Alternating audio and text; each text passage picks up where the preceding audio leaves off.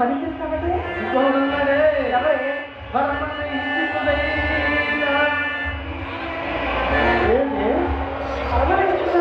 పరమనైష్ఠులు అంటే కూడా ఏంటంటే పరమనైష్ఠులు అంటే ప్రతిరోజు 3 పూట్ల స్నానం చేసి జపతంపులు అర్పించుకుని ద్రాక్షమాలను వేసుకొని భూమి రేఖలు రాసుకొని నిష్ఠాగరిష్టంగా ఉన్న వారిని పరమనైష్ఠులు అంటారు. మరి అటువంటి వాడు మన ఇంటికి రావాలి కదమ్మా.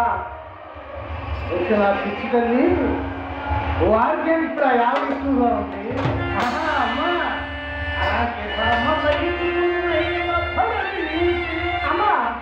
ఏది కొద్దిగా మెడిసిన్ చెప్పవే. పెట్టు కదా మన దగ్గర వెళ్ళి చెప్పలేకపోతున్నాను. చెప్పమంటావా? ఏంటి నీ వయసు అమ్మ ఇప్పుడు చెప్పవచ్చును కదే. చెప్పమంటారా? చెప్పు. ఆ ముసలాన్ని నేను కేసు చూస్తున్నాడు కానీ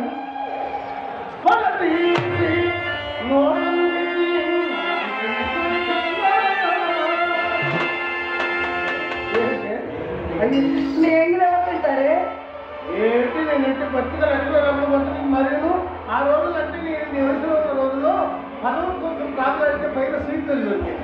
ఈ శ్రీహరి కోట్లు మాత్రం దొరికేవి కానీ శ్రీహరి ఎంగిలి చక్కెర పొంగలి ఆహారం ఒకటి ఐస్ క్రీమ్ లాగా ఐస్ క్రీమ్ ఏడుతో నాకుని తినేవాడిని ఎంగిలి. నేనంటే పొద్దున్న ఎక్కడో వదులు వదులు కాబట్టి అమ్మ బయట ఉన్నంత వరకే మనం వదులుకుంటారు. బయట వచ్చిన వెంటనే వాడు ఎంత వాడని సరే మెడబెట్టుకుని బయటకు వెళ్ళవలసింది. అమ్మా చూడండి, అయినా నన్ను ఆ మాట అంటున్నావు కానీ నీ కాలంలో ఇలాగే చేస్తామని నా పేరు చెప్పి ఉన్నప్పుడు రూడోలు పెట్టి చెప్పకుండా వెళ్ళిపోయారు. నర్సరావు దాకా అవునా? చాలా సంపాదించాడు. చాలా మంది సంపాదించాను. చాలా చాలా సంపాదించామన్నమాట. అయితే అమ్మా నేను ఒక మాట అడుగుతాను. నేను పెద్దదాన్ని వచ్చేసరికి మరి ఏంటో పూర్తి పనులు లేదు కదా. మరి నేను సంపాదించాలన్నా మరి ఏం చేస్తావు గడిగలంతా? అదేనమ్మా నా వల్ల జరిగిన పెద్ద పొరపాటు. ఆ రోజుల్లో నాకు ఒక తామసని వచ్చేవాడమ్మా. వాడు ఏం చేశాడు, పెద్ద పోలీసులు తీసుకొచ్చి నాకు పరిచయం చేశాడు. ఆయన ఎలా ఉన్నప్పుడు అమృత ఆపరేషన్ బయటలా ఉండేవాడు. కళ్ళద్దాలు రాళ్ళు పూలు షూట్ చేస్తుంది. గంటకు ఒక ప్రశ్న వచ్చేవాడు. కట్టేవాడు కట్టేవాడు కానీ ప్రతిరోజు నా ఇంటికి వచ్చి పోతున్నాడు కానీ ₹1 డబ్బులు వదిలితున్నా.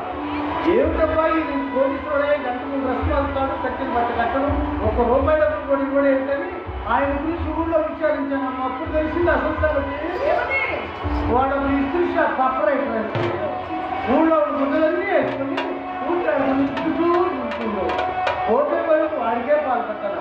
ఆ ఉన్నప్పుడు కుర్చి పిసుగుట్టు తిరిగి వాడి దగ్గర నుంచి పైకి ఉంటారు కానీ వాడికి అసలు త్రాగడం వాడు కనిపిస్తుంది. అప్పుడే నేర్పించావటే ఉండాల్సినవాడు శ్రీహరి నువ్వు త్రాగితే కానీ త్రాగు, నువ్వు తింటే కానీ నీకు నువ్వు ముట్టుకుంటే కానీ ముట్టుకుని మొలికేసుకుంటున్నాడే.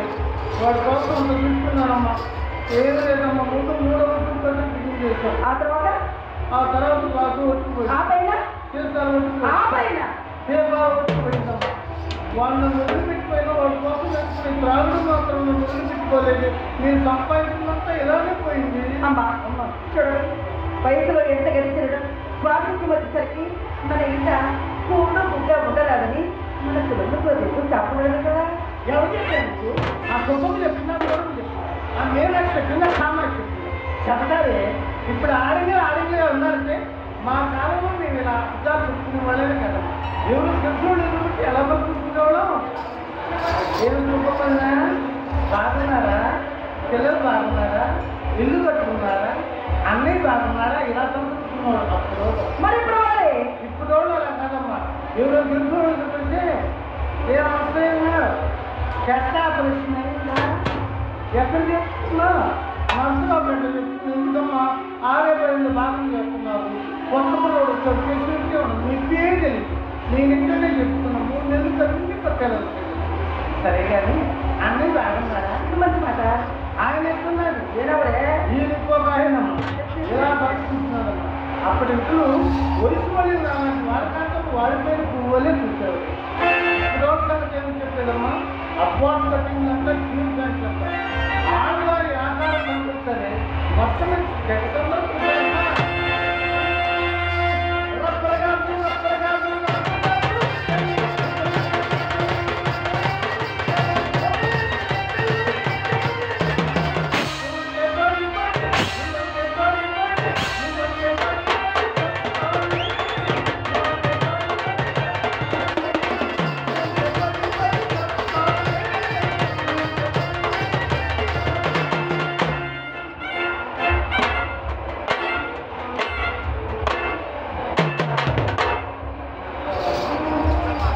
అమ్మ ఆంధ్రదేశంలో నీకు ఇదే సాటి ఏమిటి ఇప్పుడు సాటి లేదమ్మా.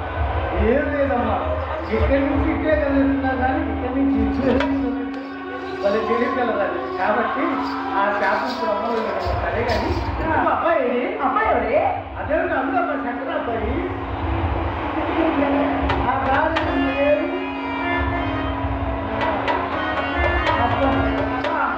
ఎందుకు ఆయన పేరు తలుచుకుంటే సిగ్గేస్తుంది వస్తుందమ్మా, సుఖ